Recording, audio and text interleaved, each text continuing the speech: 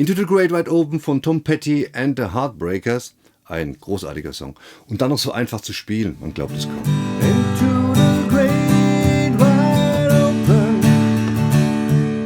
under the sky. Einfache, wenn auch teilweise etwas speziell gegriffene Akkorde. Diese sind wichtig für den Wiedererkennungswert.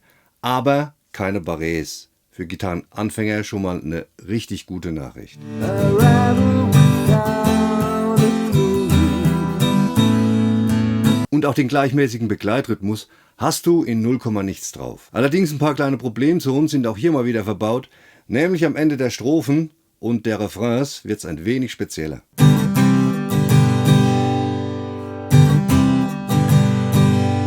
Aber wie das alles funktioniert, dass es toll klingt, aber spieltechnisch nicht ausartet, erfährst du alles im Laufe dieses Tutorials hier. Also bleib dran. Hallo, Stefan Pietrek hier und willkommen im neuen Video. Wir starten auch gleich durch mit dem Intro, aber kurz vorher mal wieder meine Bitte. Wenn dir mein Video gefällt, dann gib mir bitte auch deinen Like. Du hilfst mir und meinem Kanal wirklich sehr damit.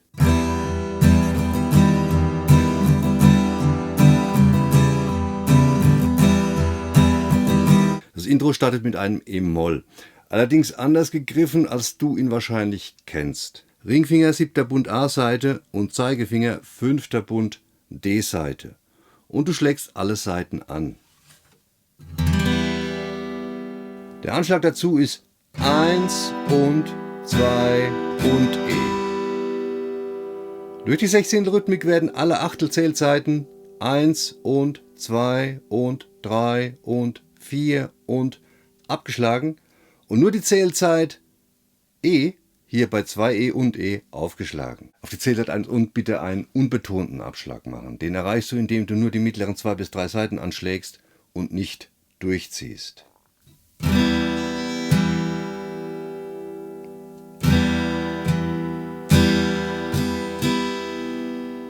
In den eingeblendeten Tabs erkennst du es daran, dass ich nur die A, D und G-Seite mit den Bünden versehen habe.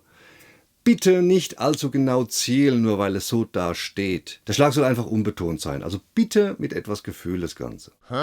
Die erste Hälfte von Takt 1 klingt folgendermaßen.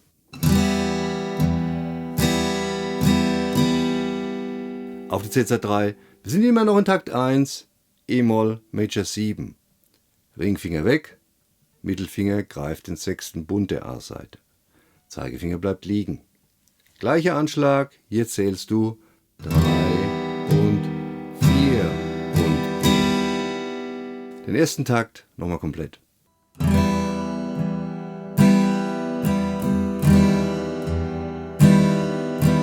Takt 2, E-Moll 7. Vom E-Moll Major 7 schiebst du den Mittelfinger in den 5. Bund der A-Seite und der Ringfinger übernimmt den 5. Bund D-Seite. Den Anschlag kennst du schon. 1 und 2 und E. Dann noch ein E-Moll 6. Ringfinger bleibt liegen. Zeigefinger greift den 4. Bund der A-Seite.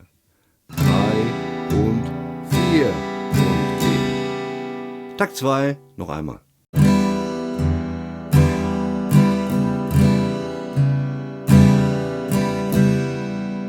Und nochmal beide Takte zusammen, und zwar zweimal hintereinander, so wie es im Intro gespielt wird.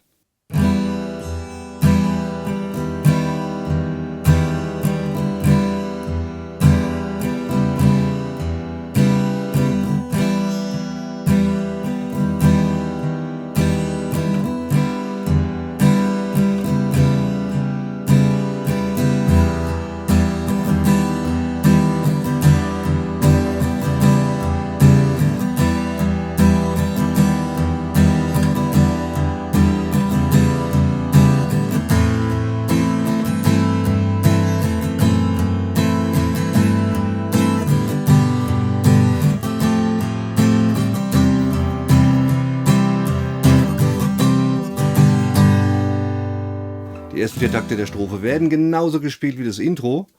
E-Moll, E-Moll Major 7, E-Moll 7, E-Moll 6, das Ganze zweimal. Und auch der Begleitanschlag bleibt dir in der Strophe erstmal erhalten.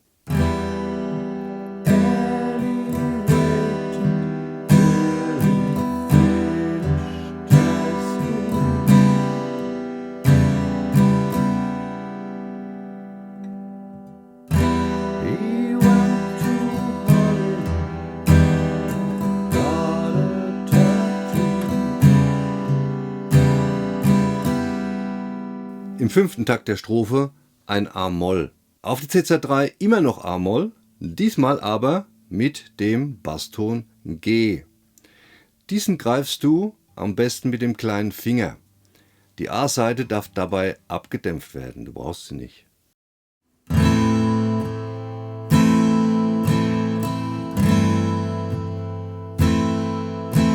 Im 6. Takt immer noch A-Moll, wieder ein anderer Basston, nämlich das Fis. Den Ton haben wir auf dem 2. Bund der E-Saite und greifen das mit dem Daumen. Da werden jetzt einige fluchen, aber probier es aus. Irgendwann klappt das. Du musst ja nicht komplett rumgreifen mit dem Daumen.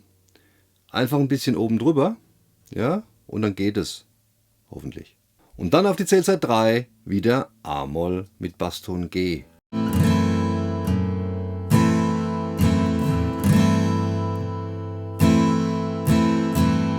Auch diese Sache mit dem kleinen Finger bereitet vielen Probleme.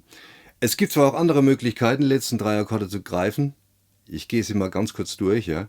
Den Basston G beim A-Moll mit G im Bass kannst du mit dem Ringfinger greifen und lässt die G-Saite frei.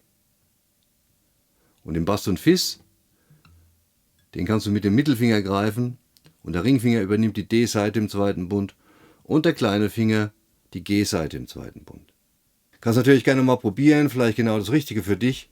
Ich bleibe hier allerdings bei der A-Moll mit kleinen Finger und Daumengeschichte. Beide A-Moll-Takte einmal zusammen.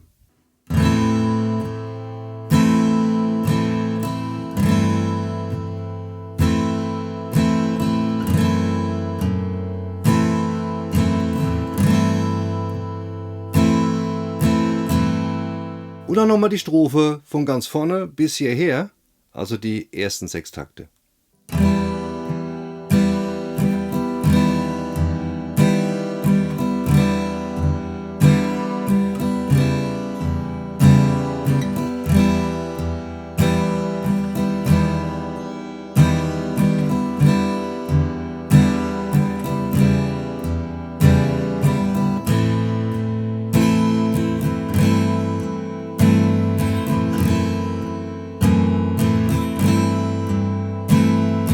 Takt 7 dann G-Dur, Ringfinger, 3. Bund, tiefe E-Saite, Mittelfinger, 2. Bund A-Seite und kleiner Finger, 3. Bund, helle E-Saite. Auf die Cäsar 3 ein F-Ad9, kleiner Finger bleibt liegen, Ringfinger D-Seite, 3. Bund, Mittelfinger, 2. Bund G-Seite und Zeigefinger, 1. Bund B-Seite.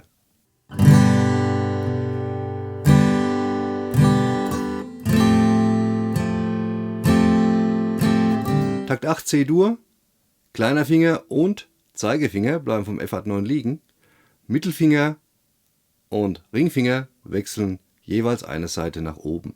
Hier verlassen wir unseren gewohnten Anschlag und machen erstmal nur noch Abschläge, und zwar die Zählzeiten 1, 2, 3, 4 betont und die Unzählzeiten unbetont.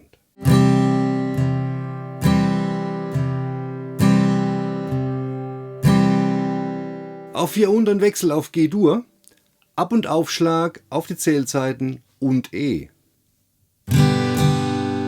Auf die Zählart 1 des nächsten Taktes, also des 9. Taktes, dann ein Abschlag C-Dur, gegriffen wie gerade eben.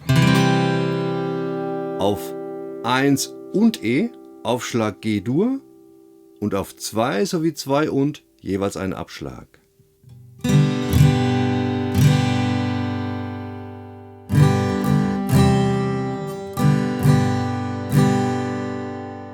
Takt 8 und 9 einmal zusammen.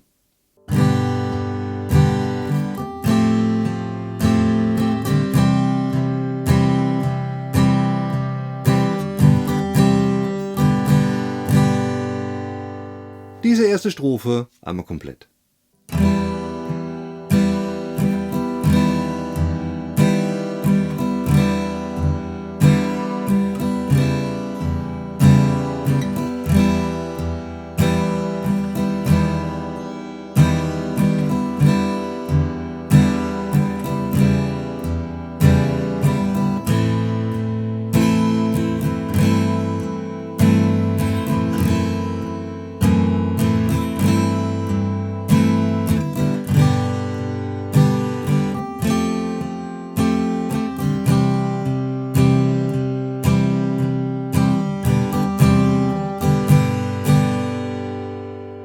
Zweite Strophe wird im Grunde genauso gespielt wie die erste Strophe. Allerdings im letzten Takt auf die Zählzeit 4 und noch 2 Sechzehntelschläge G-Dur.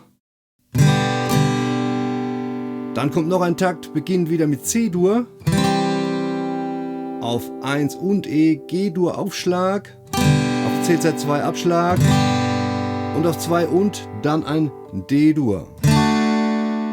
Zählzeit 3 wird das C-Dur noch gehalten und auf 3 und dann noch 3 Abschläge auf jede Achtelzählzeit.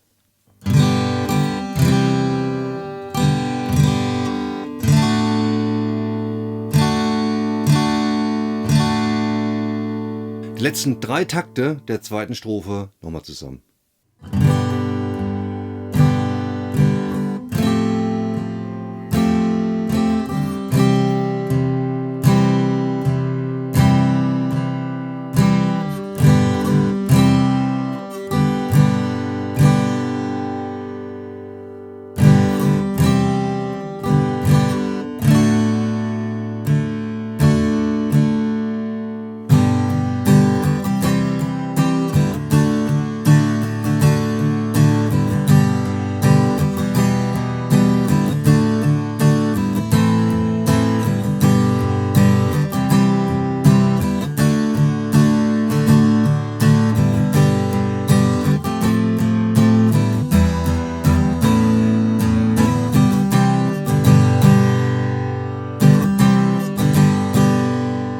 Im Refrain kommt nur wenig Neues und auch wieder der gewohnte Begleitrhythmus. Takt 1 G-Dur und C-Dur, das C-Dur wieder mit dem kleinen Finger, so in der Strophe. Zweiter Takt D-Dur, den kompletten Takt.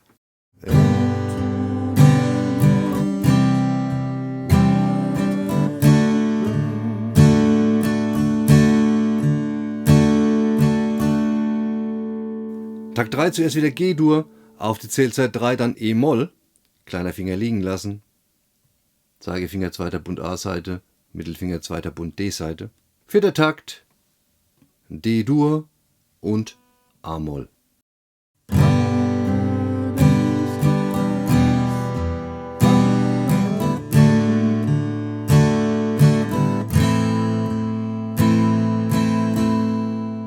Takt 5 und 6, genau wie in Takt 1 und 2, G-Dur und C-Dur in einem Takt und dann noch ein Takt D-Dur.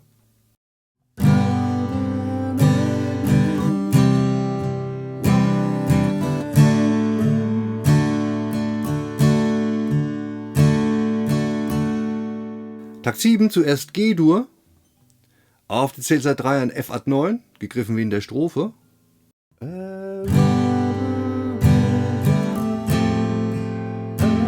Takt 8 wieder das Intro E-Moll, Ringfinger 7. Bund A-Seite, Zeigefinger 5. Bund D-Seite. 1 und 2, auf die Zählzeit 2 und dann ein A-Ad9, hier auch etwas spezieller. Ringfinger 7. Bund D-Seite, Mittelfinger 6. Bund G-Seite. Zählzeit 3 gehalten und dann noch 2 Achtelschläge auf 3 und auf 4. Nochmal diesen Takt bis hierher.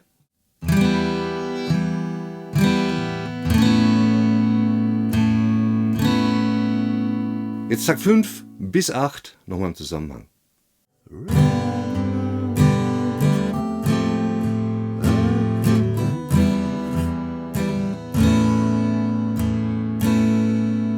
Im Takt 8 noch auf die Zählzeit 4, wieder G-Dur und im nächsten Takt C-Dur und G-Dur-Wechsel, wie du schon aus der Strophe kennst. Hier zweimal hintereinander.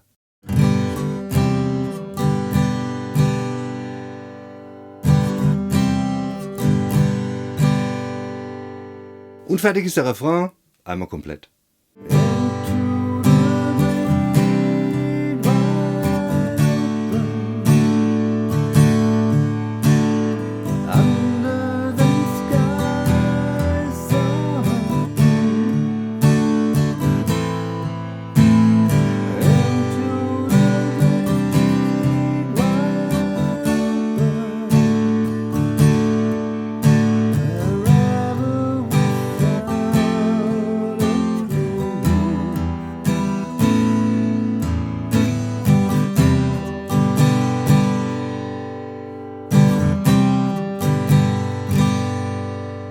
Lied selbst geht dann einfach wieder von vorne los.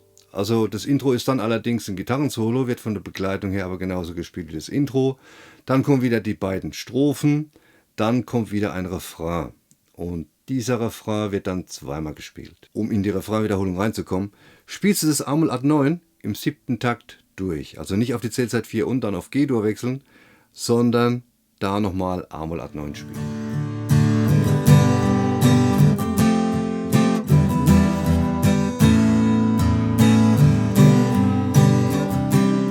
Soviel von mir zu Into the Great Wide Open von Tom Petty and the Heartbreakers. Ich hoffe, mein Video hat dir gefallen. Dann gib mir deinen Daumen, schreib was Nettes in die Kommentare und abonniere meinen Kanal, falls noch nicht geschehen. Ciao und bis zum nächsten Video.